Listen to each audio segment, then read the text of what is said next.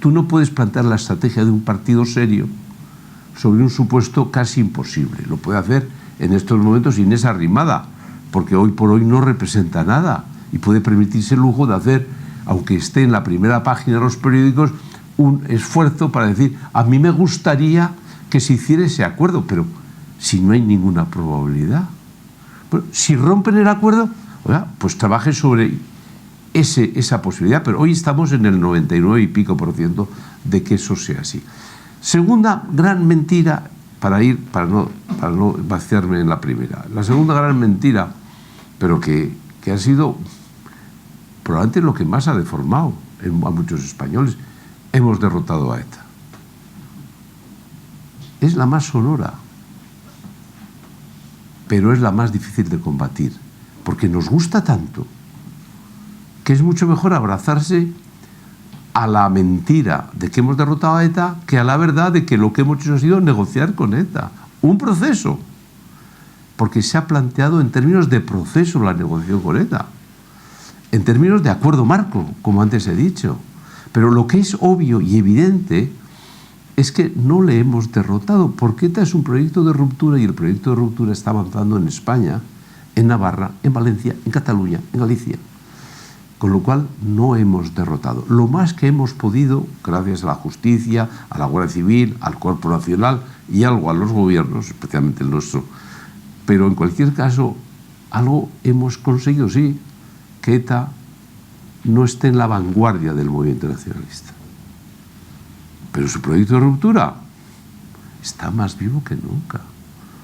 La tercera mentira es que España solo tiene un problema en Cataluña, porque el problema vasco está embridado y neutralizado. Otra falacia, pero que muchos pican. ¿Por qué? Pues porque el nacionalismo es uno. El movimiento nacionalista es uno. No hay un problema vasco, un problema catalán, un problema allá. No, el problema es de España. Porque tenemos en general un complejo de inferioridad bastante manifiesto, razón por la que aquí existen los nacionalismos y no en otros sitios. Entonces los nacionalismos han abusado de los complejos de inferioridad del conjunto de los españoles, seamos vascos, gallegos, catalanes, madrileños, murcianos y andaluces. Pero es evidente que es un problema que tenemos como nación, bien porque nos hemos enfrentado demasiadas veces entre nosotros, pero tenemos un cierto complejo de inferioridad del que han abusado los nacionalistas. Pero hay un movimiento. No hay un problema vasco, no hay un problema catalán, hay un problema de España. Los nacionalistas lo único que hacen es cambiar las vanguardias y las retaguardias del único movimiento en el que están. Durante muchos años la vanguardia fue ETA, matando. El crimen era la vanguardia del nacionalismo, del que se aprovechó el nacionalismo vasco y del catalán. Y en general todos los nacionalismos en España. Lo que sucede ahora ya no es la vanguardia. Ahora la vanguardia está en Cataluña, en el nacionalismo catalán, en las instituciones catalanas. Pero esto es como una carrera de relevos. A veces el testigo lo lleva el nacionalismo vasco y otras veces lo lleva el nacionalismo catalán. Porque entre los dos nacionalismos, que es uno, es evidente que ha estado la carrera principal, aunque hay otros que a rebufo han jugado siempre como el nacionalismo en Cataluña. Pero no es verdad que esté embridado el tema vasco. El tema vasco únicamente, como se ha visto estos días con el nuevo estatuto, está a rebufo de que la nueva vanguardia está tratando de establecer, que es Cataluña y singularmente el nacionalismo catalán. Bueno, la cuarta, para no extenderme tampoco, la cuarta mentira es que el Frente Popular se enterró en la historia de España. Se enterró en el año 36, cuando ganó las elecciones con trampa en 2 territorios, y que lo ganó a un frente contrarrevolucionario que se creó, pero que al menos tuvo la virtud de que fue unitario, a diferencia de lo que hoy pasa.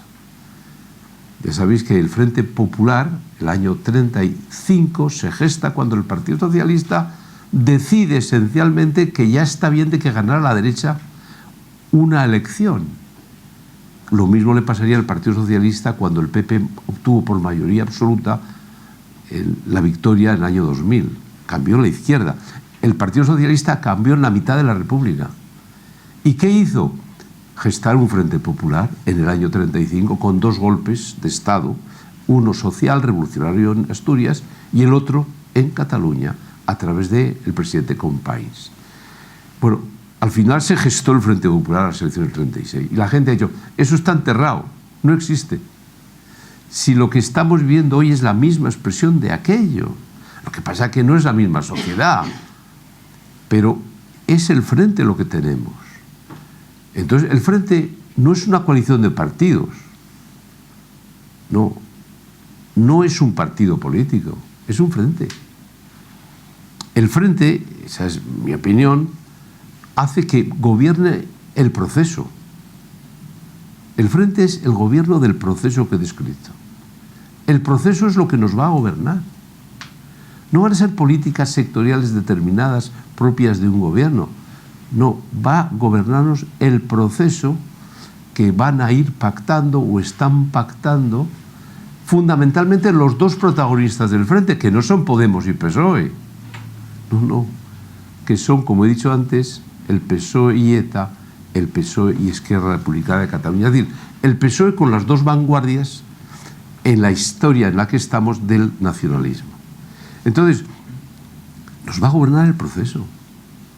Entonces, el Frente Popular, en mi opinión, hoy es la peor de las fórmulas de gobierno que podíamos tener en España.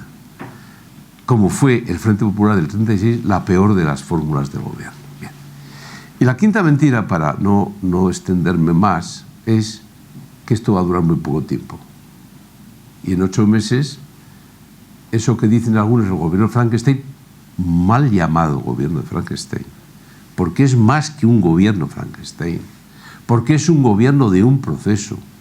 No es simplemente lo que dijo Rubalcaba, precisamente, del gobierno Frankenstein, porque González, Rubalcaba, estaban de acuerdo con el proceso que inicialmente generó ETA y Zapatero. Lo que sucede es que al cabo del tiempo, cuando todo aquello fue derivando en el gobierno Sánchez, mejor dicho, en la Secretaría General de Sánchez, sucedió que se asustaron y se tuvieron que cargar a Sánchez, y para ello anunciaron el concepto del gobierno Frankenstein. No. Era el gobierno que habían iniciado ellos con el proceso del año 2004, fecha en la que negocian ETA con Zapatero. Lo que pasa es que se les va de las manos y entonces necesitan literalmente matar políticamente a Sánchez. Lo eliminan de la Secretaría General, pero no consiguen enterrar el proyecto. Y el Frente Popular gana, porque la izquierda, en sus bases, es más roja que socialdemócrata en términos literales. Y le gusta más confrontarse con la derecha que tener una propia doctrina. Y eso es la realidad de la izquierda española y en general de la izquierda europea, pero sobre todo y singularmente española. Entonces, de la misma manera que yo me atrevo a diagnosticar que hay un 99, 95, 90, me da igual, posibilidades de que va a nacer el Frente Popular Populista Nacionalista, yo ya no me atrevo a predecirlo, porque por su propia naturaleza, un frente, por su perversidad, es impredecible. Yo ya sé cómo empiezan y van a empezar. En el ámbito económico van a ser prudentes, necesitan un cierto respeto de Europa, de la Comisión Europea, de sus presupuestos. En el ámbito territorial tendrán que hacer gestos, lo van a hacer. Estado plurinacional, tenemos un problema político, aquí hay 2 partes, pero no podrán avanzar mucho más porque no están de acuerdo. Porque evidentemente Sánchez no quiere la autodeterminación y los otros la quieren. Y quieren avanzar en lo que ellos llaman son procedimientos plebiscitarios estatutariamente respetados que puedan producirse en cada una de las comunidades autónomas, País Vasco y Cataluña, donde al final se pueda ejercitar un modelo de plebiscito como el de Quebec en Canadá en su momento determinado. Entonces, el único tema en el que van a ir a saco es en el cultural. Es decir, estamos hablando de la eutanasia, estamos hablando de todo lo que sea la memoria histórica, estamos hablando de todo lo que significa la educación. la educación pública frente a la concertada, estamos hablando de todo lo que significan las relaciones Iglesia-Estado, estamos hablando de lo que puede ser un castigo a la Iglesia en los temas del IBI. Van a apretar en ese terreno porque en eso están de acuerdo todos. Pero lo que no puedo es decir más, es decir, es impredecible. La sociedad va a cambiar, va a polarizarse, se va a radicalizar el primer día que vean tomando posesión y jurar o prometer a Iglesias cuando le vean a este le hemos hecho vicepresidente del gobierno, los españoles. Pero es evidente que va a ser una sociedad que yo creo que va a polarizarse más. Ese es mi diagnóstico de estas. Entonces, la conclusión muy concreta y lo que a vosotros os atañe. Lo único que hay que hacer ya es urgir una alternativa. Va a nacer el frente. Va a ser una realidad impredecible, como antes he señalado. Pero hay que urgir una alternativa. La alternativa tiene que ser más cultural que estrictamente política. Quiero decir, ¿en dónde domina la izquierda? En la cultura, en la memoria histórica, cómo han hecho toda la exhumación de Franco, todo lo que significa el feminismo radical, todo lo que está llevando del ecologismo, que al final es una batalla cultural, pero la están ganando. Y entonces los que son de la derecha y no se atreven a hacerle frente, la ideología de género, entonces son unos cavernícolas.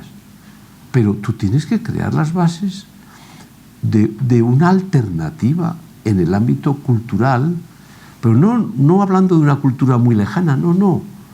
Lo que la izquierda se ha apropiado en todos esos temas que hemos dicho. Entonces, esa alternativa es lo que hay que urgir a los partidos, pero hay que urgirse a sí mismo también. Por ejemplo, yo creo que tiene que haber una capacidad de los jóvenes a su manera de hacer o de preparar o de presentar un proyecto alternativo, no un proyecto de gobierno, sino los 4 o 5 grandes temas a los que antes me he referido: la historia de España, el significado de la nación, la vida, la eutanasia, lo que significa la ideología de género, lo que significa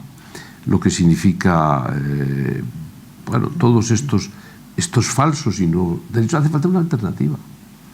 Los que se pongan de acuerdo. A mí no me importa tanto un acuerdo en el ámbito tributario, ya lo harán los que tengan que llegar, pero sí en el ámbito cultural. Eso es lo urgente. Entonces hay que hacer un cuadro tratando de que en esa alternativa haya una participación de los jóvenes. Yo si fuese joven, que no lo soy, evidentemente, y tuviese interés, yo tendría la obsesión de ver cómo se puede expresar y definir desde lo que representáis vosotros una alternativa cultural. ¿Qué 5 o 6 grandes temas? ¿Qué discurso alternativo se hace? Y yo creo que eso, en mi opinión, es lo que hay que hacer. Pero eso tiene que ser muy concreto. Lo que yo creo que no podéis permitiros el lujo de perder el tiempo, sino que tenéis que concretar mucho el trabajo y lo que hacéis. Todo esto también se lo he dicho a Abascal y a Casado, que se deje historia, tiene que ser una alternativa. Y hay que hacer un think tank de gente que piensa, ¿y qué es esta alternativa cultural? Porque a medida que pasan los meses va a haber una urgencia de alternativa. La gente va a urgir más la alternativa. Y hoy los partidos están muy descapitalizados. Cada día se acerca a menos gente competente a la política. Y entonces lo que hace falta es que haya otros sectores, como el que representáis vosotros, que hagáis una cierta aportación a esta alternativa. Y hay que hacer una tarea también entre las distintas fundaciones para poner de manifiesto la importancia en el diseño, en la explicación de un discurso alternativo hoy en la política española. Así que, bueno, tenéis.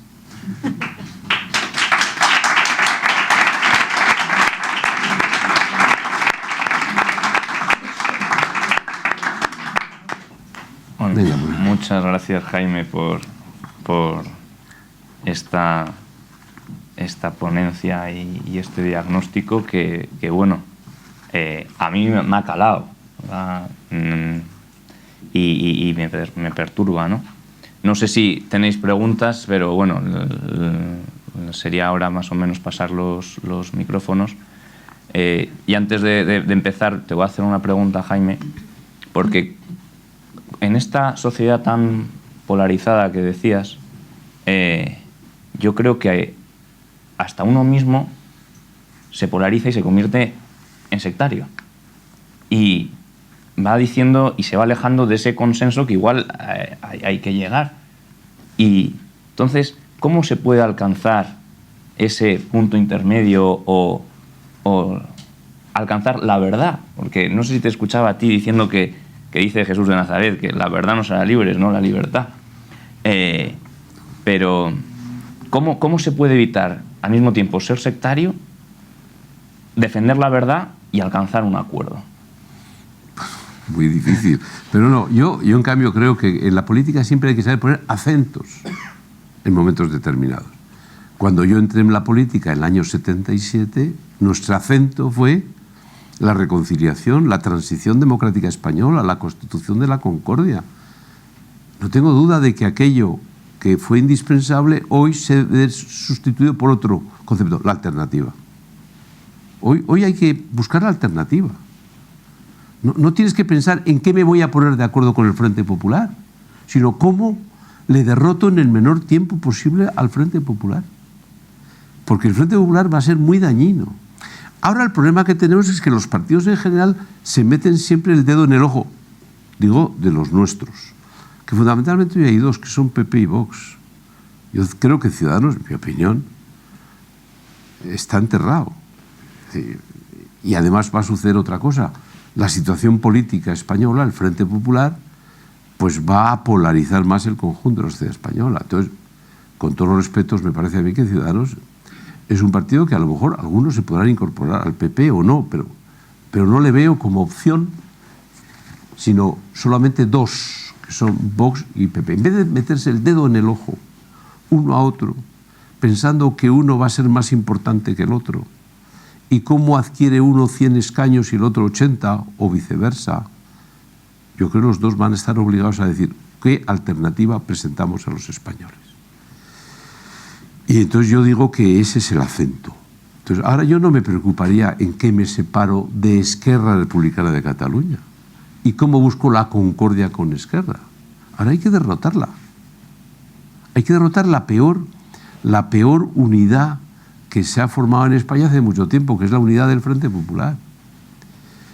Yo recuerdo, en términos históricos, que en el año 36 el Frente Popular, es verdad que la situación era mucho más dramática en términos de convivencia, era más revolucionaria, pero los partidos principales, los viejos y los nuevos, llegaron a una coalición que se llamó el Frente Contrarrevolucionario. Estaba la vieja derecha, por llamarla de alguna manera, que era la CEDA, la Confederación Española de Derechas Autónomas, Gil Robles, y llegó al acuerdo con Renovación Española, los monárquicos, con José Calvo Sotela, que sería asesinado 2 meses después. Y también los tradicionalistas vascos, los conservadores vascos, y luego, evidentemente, el que estuvo de perfil fue Falange Española, que no entró en el Frente Contrarrevolucionario, pero al menos ensayaron una fórmula de alternativa. Entonces, lo que no es posible es esperar 4 años a que compitan los dos partidos de la derecha, a ver quién pasa adelante, y luego ya tiraremos otros 4 años a ver quién gana las elecciones al frente, ¿no? Porque 4 años gobernados por el proceso, el resultado sería dramático. Si se revalidase el Frente Popular, es decir, el proceso pactado por ETA y Zapatero en 2004, pues viviríamos una balcanización de España, viviríamos una nación de naciones y viviríamos una catástrofe nacional. Lo que pasa es que parece que hay una frase que es, cuando explicas esto, dices, eres un pesimista. Y yo digo, no hay peor ciego que aquel que no quiere ver. Y esa es la situación, que hay mucha gente que prefiere el wishful thinking. No va a pasar nada, no va a haber Frente Popular. Ahora cuando parece que llega, va a decir, vale, pero no os preocupéis, va a durar 2 meses. Pero no os preocupéis, Podemos va a temperar sus posiciones. No os preocupéis, los nacionalistas van a dulcificar sus reivindicaciones. Bueno, eso es lo que nos ha llevado a que, de abrazarnos todos los días al mal menor, nos hemos encontrado de bruces ya con el mal mayor. Todo el mundo ha hecho la apuesta del mal menor y nos hemos encontrado de bruces ya con el mal mayor en España. Esa es la realidad. Jaime, muchas gracias por la ponencia. Creo que no puedo hablar de esta, yo creo que se me escucha. Hola. Quería, como te decía, gracias por la ponencia. Quería preguntarte por tu opinión sobre qué peso tiene en este proceso que yo creo que has analizado muy bien la cesión de competencias, en particular educativas, a las comunidades autónomas, en este caso a esos dos procesos de ruptura que comentabas. Y sobre todo, ¿qué hacemos ahora? ¿No? Porque yo tengo muchos amigos, gente muy bien formada, que realmente pues, no se sienten españoles y resulta muy difícil convencerles con la razón, porque para ellos es emoción y la emoción al final es difícil de convencer, ¿no? Gente muy formada, muy preparada, que se sienten profundamente catalanes y no se sienten españoles. Entonces, ¿qué hacemos con ellos? Bueno, yo empiezo por lo segundo. El nacionalismo ha recorrido 3 hitos distintos.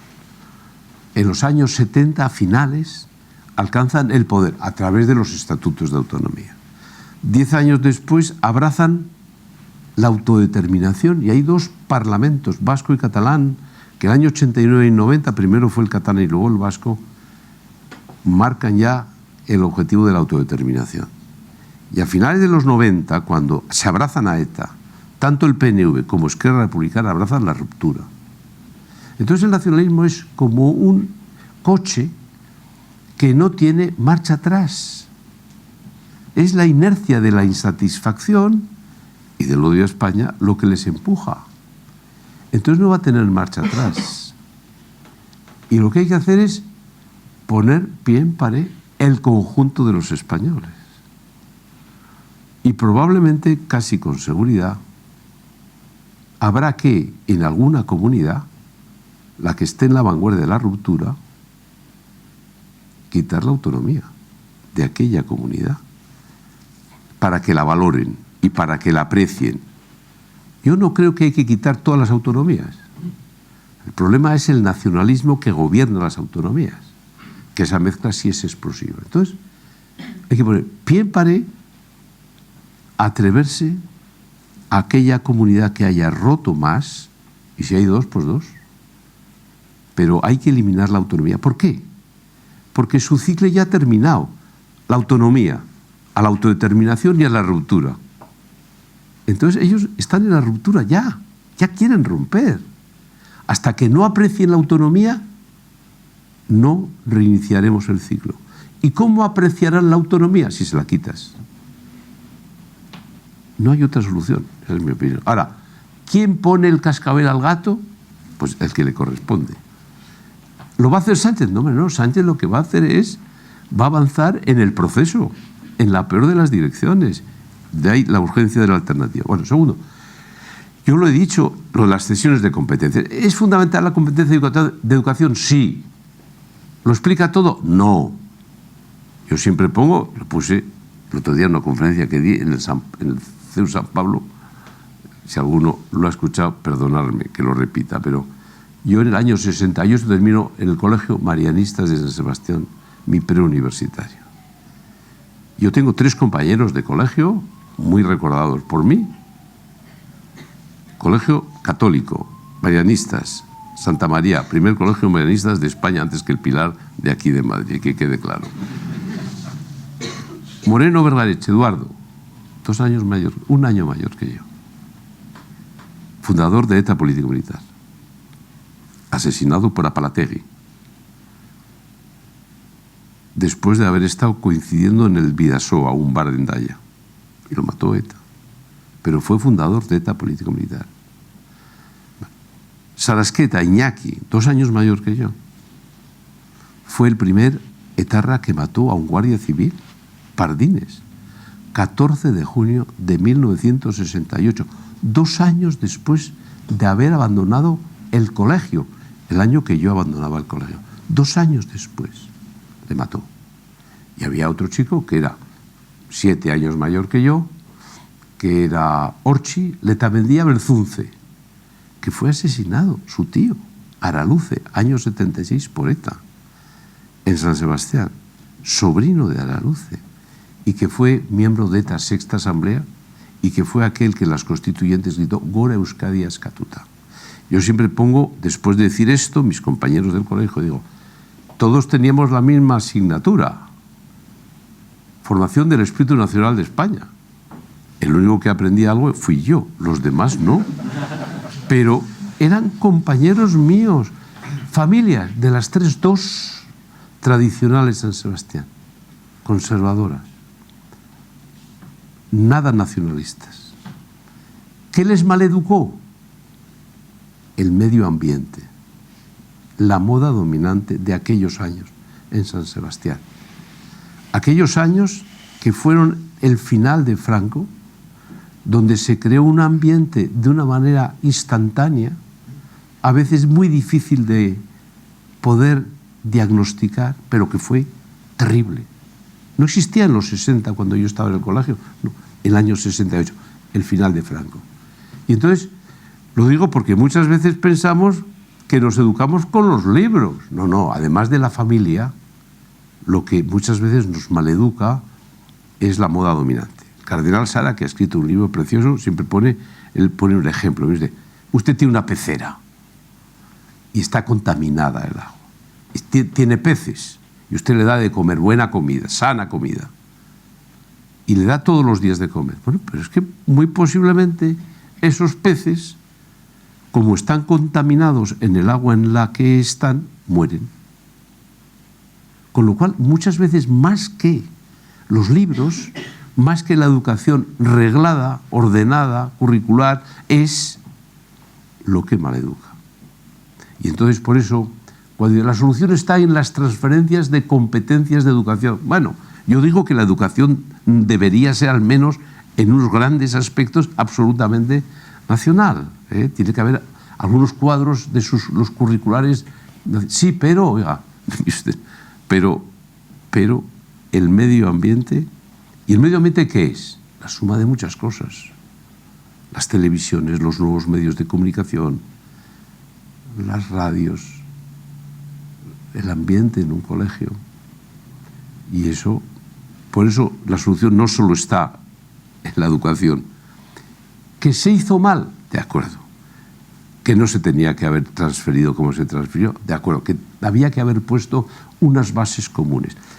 El gran mea cruces que tendríamos que hacer, o mea culpa, es que cuando se le dio la autonomía a los nacionalismos, es decir, el poder, había que haberles exigido, y no se supo hacer, una contrapartida de lealtad.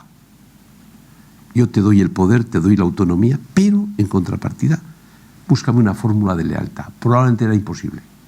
Tú piensas, en aquellos años, teníamos 100 muertos al año. En el año 80, año 81, en la transición, 100 muertos al año. Entonces, lo que había era una voluntad, demos el poder pronto al nacionalismo, porque es la única manera de que la vanguardia del movimiento nacionalista, que fue ETA, pueda no seguir actuando. Pero es verdad que ese sería el mea culpa. No hubo contrapartida de lealtad al nacionalismo.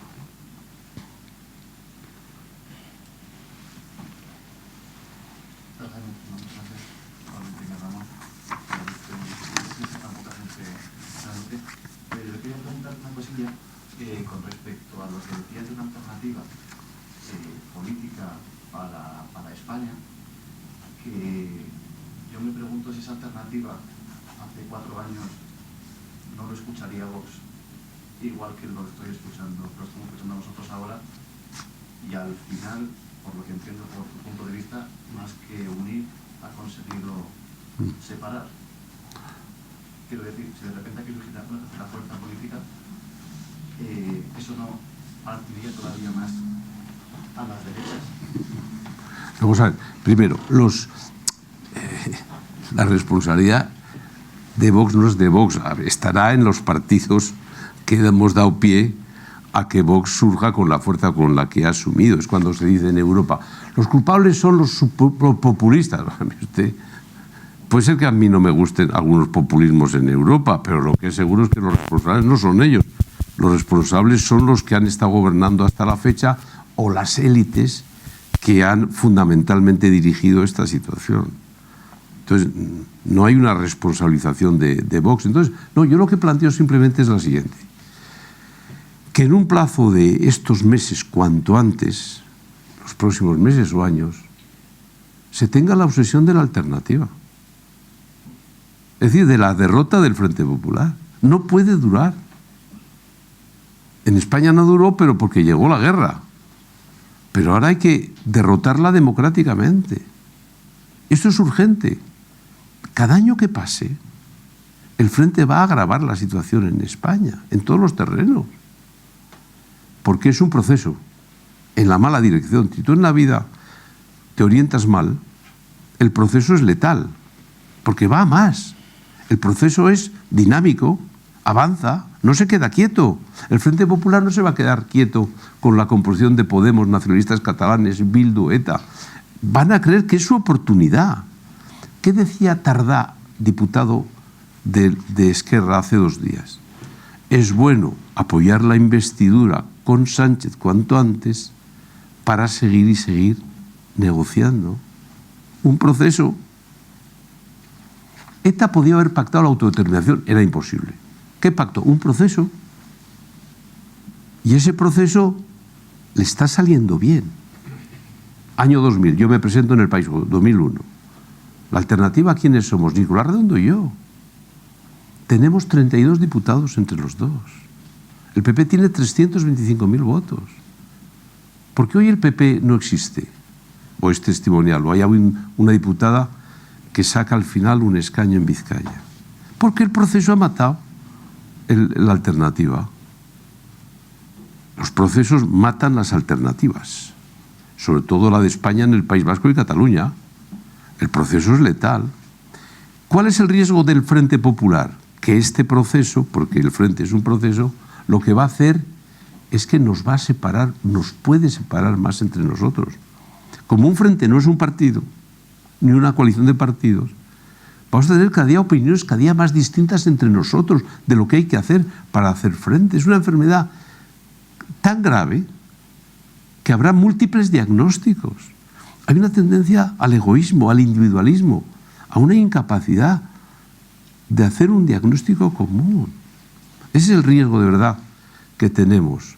Que haya, por eso tiene que haber grupos o esfuerzos, think tanks, que piensen en la urgencia de una alternativa.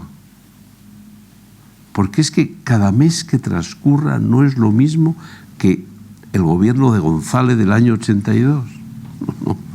Un Frente, lo vamos a ver, es diferente. Yo tampoco sé en qué consiste, pero sé que es diferente. Sí. ¿Y usted cree que el PP vasco, tal y como está hoy en día, puede constituir una alternativa a la alternativa que estamos hablando ahora? Imposible. Imposible. 0%. Es como el Frente, que no salga el Frente Popular en España. 0%. Entonces, ¿qué es? Bueno, pues mira, el Partido Popular, ni Vox ni Ciudadanos, tendrían que presentarse con sus siglas en el País Vasco. Tiene que haber una idea de España. Una alternativa a un dominio nacionalista. Hoy no pueden estructurarse los 3 partidos. Incluso en los momentos en donde yo creo, y María San Gil igual, teníamos una potencia y una fuerza singular, mayor que en otras épocas, no teníamos estructura. El nacionalismo te impide una estructura. Por eso yo tenía la urgencia, y no acerté, en la alternativa desde el gobierno vasco, hacerlo con el PSOE. Lo que pasa es que sucedió que el nacionalismo se movió y todo el nacionalista, incluso el de ETA, votó a mi rival Ibarretxe para que yo perdiera. Ahora, yo conseguí que ETA tuviese el peor resultado de los últimos años. solo obtuvo 7 escaños. Pero evidentemente todo se concentró en el que nos podía derrotar, como así fue. Pero incluso en esa época no había estructura. No existía. Allí no se puede existir. Allí hace falta una idea, no una organización. De momento una idea. Y la idea es una idea muy vinculada a que España tiene que estar presente. Y las siguientes elecciones autonómicas tendría que haber una lista por Álava, otra por Vizcaya y otra Guipúzcoa, no sé el título ni el nombre, pero con la idea de que exista España. Vamos, eso se hará como tienen que hacerlo. Pero no, tú ahora no puedes pensar que Vox tenga estructura en el País Vasco, ni Ciudadanos, ni el PP. Es un momento de emergencia. El año 82, cuando la UCD se derrumbaba y Alianza Popular crecía hasta 100 diputados, los que éramos de la UCD hicimos un esfuerzo y lo conseguimos para que nos dejaran en el País Vasco hacer una coalición de la UCD y Alianza Popular, y lo hicimos. Y obtuvimos 2 diputados. Sobrevivimos. Si no hubiésemos muerto el año 82. La transición de la UCD, que era más poderosa, al nuevo escenario nos exigió unir esfuerzos. Y entonces hicimos una lista distinta de España, del resto. Ahora habría que hacer lo mismo, pero no sé cómo. Ahí al final. Buenas tardes, Jaime. Muchas gracias por compartir tu reflexión con nosotros. Tenía 2 cuestiones. La primera, si estas de reeditado Frente Popular, si en cierta forma no están en el origen de Perdona. ¿Por qué no gritas? Dos preguntas. La primera, si muchas de las cosas que pretende llevar a cabo este segundo Frente Popular no están en cierta forma la causa en el sistema constitucional, ¿no? Donoso Cortés decía que muchas veces ponemos tronos a las causas y cabezas a las consecuencias. Por ejemplo, que no haya ninguna cláusula de intangibilidad en la Constitución que sea plenamente reformable, que se permitiera que hubiera partidos nacionalistas o separatistas, la libre configuración de la personalidad en el ámbito de la ideología de género, el Consejo del Poder Judicial, que ahora ha sido utilizado por Pedro Sánchez y después será utilizado, ¿no?, para jugar con las sentencias según les convenga. Es decir, si de aquellos polvos estructurados no vienen de cierta forma y que se podrían recibir. Y la segunda, ¿podemos de verdad encuadrar, que es muchas veces el análisis que hacemos, pero yo no sé si es verdaderamente correcto, encuadrar a Vox en esa derecha conservadora, liberal, tradicional, o es un movimiento distinto, o es un movimiento de reacción en lo moral y quizá en lo económico es más transversal y puede tender a lo social en la línea de los partidos de Europa? Ya. Vamos a ver, yo creo que toda ley siempre permite un resquicio y una trampa. Es decir, que cualquier constitución, si se quiere pervertir en su espíritu, ¿me escuchas? No sé si me escuchas al final. ¿Me escuchas? Ah, bueno. Si se quiere pervertir una ley, toda ley tiene un resquicio. Mira, un ejemplo. No tiene que ver. La euroorden.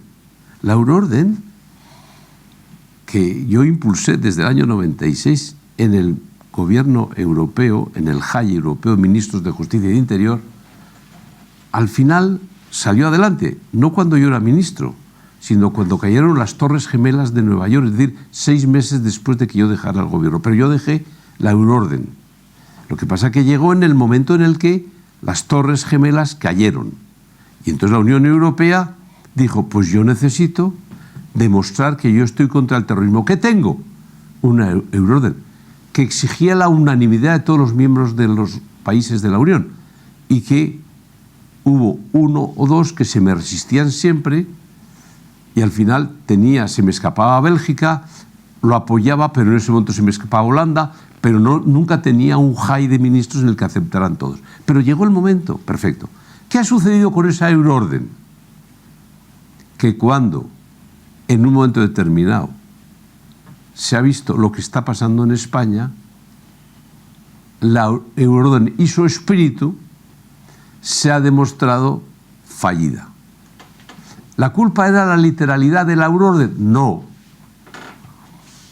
Lo que sucede es que en un momento determinado jueces europeos, tribunales, vieron la falta de respeto por la ley en España de los españoles, y especialmente en Cataluña, y no quisieron ser fieles a la euroorden. Con lo cual, la Constitución que se redactó, en mi opinión, la mejor de la que se podía haber redactado. Que luego en su espíritu se traiciona. Se podrá traicionar cualquier ley. No hay ninguna ley, ninguna Constitución suficientemente cerrada como para determinar la seguridad para siempre de la lealtad a la Constitución. Se ve que yo no soy jurista, pero yo creo, he aprendido a que al final hay tantas interpretaciones. El espíritu de un gobierno, o lo que significa la fuerza de un gobierno, que inspira a toda una sociedad, acaba inspirando a los tribunales de justicia. Eso es contrario a la separación de poder, pero es una verdad. Es decir, si tú estás negociando con ETA, los tribunales al final te secundan, empezando por el Constitucional, pero luego también el Tribunal Europeo de Derechos Humanos, porque hay un efecto de onda, de expansión social. No hace falta que tú llames al presidente del tribunal para que haga lo que tú quieras que haga. No, hay una onda social. A veces, como en el caso del Supremo, simplemente con el hecho de aceptar la unanimidad, la exigencia de la unanimidad, ya estaban salvadas las preocupaciones de los independentistas catalanes, porque con la unanimidad no iban a cambiar lo más importante de la sentencia, que es el poder y la autonomía que tiene la Generalitat a la hora de administrar la política penitenciaria, que es lo que más les importaba de todo. No el delito de sedición o el de rebelión, sino que pudiesen salir a la calle en poco tiempo todos o la mayoría de ellos, o por no decir la unanimidad de ellos. Entonces, no busques en la ley si al final hay un ambiente, un espíritu que marca en la otra dirección un corsé que impide a que los desleales no utilicen ese instrumento. Con lo cual, yo me ratifico en que lo importante de la Constitución española es el espíritu de concordia que significaba, y que era la primera vez que había una Constitución de unos españoles que no querían vencer a otros españoles. Pero claro, si ahora hay un Frente Popular, este espíritu constitucional se ha quebrado en su raíz, y estamos en lo contrario, pero no por haber redactado la Constitución de otra manera se hubiese impedido. La segunda pregunta, perdóname, es que a Vox. Mi opinión de Vox cuando me dicen, vamos a ver, Vox, su presidente, que es Abascal, le conozco de toda la vida. Su padre fue decisivo para hacer aquel acuerdo del año 82, una familia ejemplar de Amurrio, empezando por el padre, que fue decisivo para la configuración de lo que fue aquel acuerdo UCD Alianza Popular. Entonces, ¿qué sucede? Pues que Vox probablemente es la reacción a una determinada situación. Algunos le llaman la extrema derecha. Bueno, yo le llamo a veces la derecha, pero quiero decir, pero yo creo que me parece a mí que es gratuito esa descalificación. Yo creo que la alternativa en España tendrá que contar con Vox, y yo creo que también con el PP. Pero habrá que tratar de posibilitar y permitir que eso sea viable. Bueno, respecto de la inserción internacional de Vox, Vox ha tenido mucho cuidado de no integrarse con lo que significa lo que es la extrema derecha francesa, que vamos a ver en qué termina, ni tampoco con otras opciones como holandesas y belgas de la extrema derecha, ¿no? Yo creo que en ese sentido no ha habido una homologación que puedas decir que se ha producido eso. Yo creo fundamentalmente que en cambio Vox debe saber representar al conjunto de un espacio político, llamarle centro derecha, aunque haya gentes de la izquierda que le voten, pero no puede perder claridad en sus posiciones, aunque haya gente de la izquierda que le pueden votar. Y yo creo que el espacio que representa es el espacio alternativo al Frente Popular hoy. Es es decir, más bien un espacio de centro-derecha. No creo que en aquellos que digan, no creo que aciertan los que dicen, no, hay un votante cada día más importante de las izquierdas a Vox. Si viene, fantástico. Pero con eso no tienes que perder una claridad en tus posiciones económicas, en tus posiciones de valores y en tus posiciones en la defensa de la Constitución. Y ya la última pregunta, para cumplir un poco con... dos preguntas. Bueno, A ver. no nos ajustamos al formato de 1 hora con Jaime Medio Oreja, pero... Bueno, yo no hay micrófono, pero luego sí arriba. Fantástico. Bueno, yo lo que quería era una misma pregunta, pero relacionando las dos cuestiones que más me han marcado de los temas que hemos comentado. En primer lugar, hay una de las primeras cosas que ha comentado usted que me llama mucho la atención y es descartar completamente cualquier posibilidad de conciliación o de puntos en común. Porque yo creo que si hay algo que precisamente ha garantizado la prosperidad de nuestro país y de nuestro sistema político en los últimos 30 años ha sido precisamente la capacidad que tuvimos los españoles de encontrar un punto en común, 2 puntos, 3 en común. Una economía de mercado, un proyecto territorial que tenía esperanzas, etcétera, ¿no? O sea, que luego pues cosas han salido mejor o peor, pero puntos en común que perseguían pues prosperidad y estabilidad. Entonces, realmente descartar esa posibilidad me parece desolador, porque bueno, pues es primero una deshonra a nuestros padres y a nuestros abuelos, en primer lugar, y en segundo lugar, pues bueno, es contra natura, ¿no? Entonces, a mí eso me parece desolador y además, porque pienso firmemente, por ponerte un ejemplo, que toda la gente que vota Sánchez, estoy seguro que toda la gente que vota Pedro Sánchez no comparte muchas de las cosas que hace Sánchez y al mismo tiempo sí que busca puntos en común y posibilidad de prosperar y de conciliar, ¿no? Eso por un lado. Y luego, en segundo lugar, en relación a la alternativa, a la batalla cultural, que me parece muy interesante porque vivimos sumidos en un aluvión de información de redes sociales, de fake news, etc. Entonces, esa batalla cultural, esa alternativa que es tan importante al ecologismo, al nacionalismo, a la ideología de género, etc. Eso, ¿en qué se concreta? ¿En qué se concreta realmente? Porque bueno, yo soy mallorquín, por ejemplo, y estamos presenciando como el gobierno de Francina Armengol, el gobierno socialista de Francina Armengol está siguiendo paso por paso el proceso nacionalista que vivió en Cataluña hace 10 años. Entonces, bueno, pues esa batalla cultural, ¿en qué se concreta y cómo se puede ejercer desde ya? Bueno, vamos a ver. Como siempre, yo quiero decir lo mismo que tú, pero no lo digo de la misma manera. Es decir, cuando al final se crea un frente para laminarte y para enterrarte y para sustituirte por lo que es el nacionalismo extremo, tú no puedes obviarlo. Tú no puedes de pronto aparecer, yo, si me pegáis en la mejilla izquierda, pongo la derecha. No puedes hacer eso. Tú tienes que derrotar el frente para luego convivir. Pero la derrota del frente es inexorable, porque si no te laminan a ti, y a tus ideas y a tus convicciones. ¿Qué error comete la Iglesia por poner algo que a mí me afecta? Que está de perfil en el terreno cultural.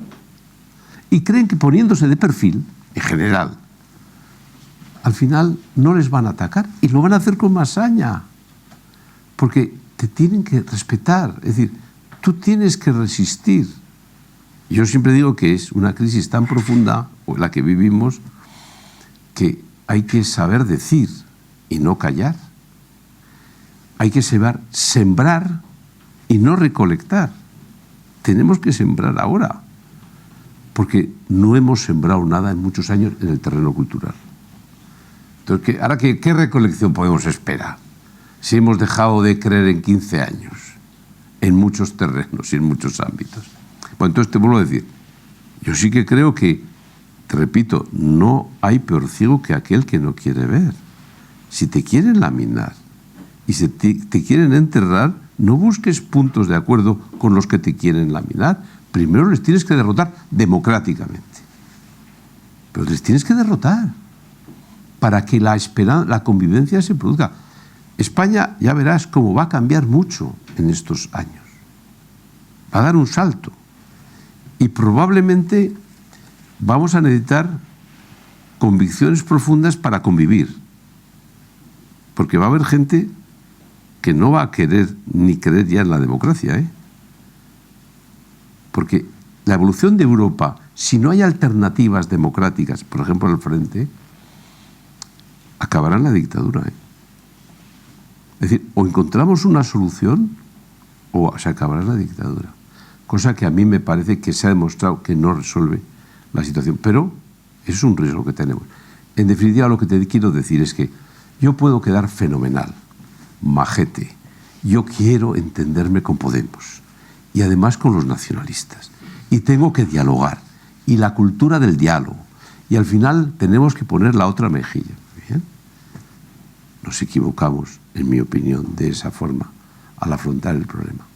Ahora hay que saber decir la verdad de lo que tenemos delante de nosotros, que es lo que acabo de describir, y describir la maldad de ese proyecto.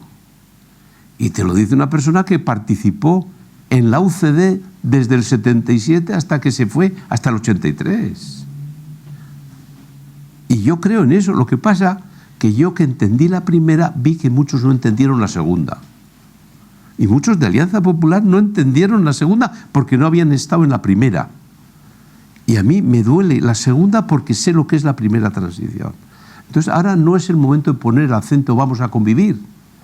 Ahora es el momento de decir vamos a ganar democráticamente a lo que está instalado como un frente que quiere enterrar y dilapidar los valores principales que tenemos nosotros delante de nosotros.